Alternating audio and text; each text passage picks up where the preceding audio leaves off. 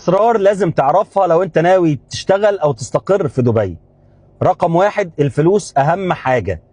البلد هنا غالية جدا والفلوس بتتبخر بسرعة. احسب ميزانيتك كويس واعرف انت هتصرف ايه فين. رقم اتنين، السكن. حاول تخلي السكن يكون قريب من الاماكن اللي انت هتدور فيها على شغل، او يكون قريب من الاماكن اللي انت هتشتغل فيها. رقم ثلاثة، المواصلات هنا ممتازة وسريعة، فحاول يكون المترو قريب منك او الباص. رقم أربعة، القوانين. خد بالك دبي فيها اكتر من 200 جنسية، تفتكر هيحطوا نظام للناس دي كلها ازاي؟ فالقوانين هنا صارمة جدا، خد بالك واتبعها.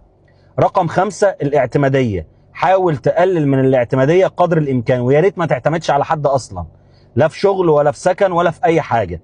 الاعتمادية من اكتر الحاجات اللي هتضرك هنا في دبي، لان مفيش حد فاضي لحد ببساطة.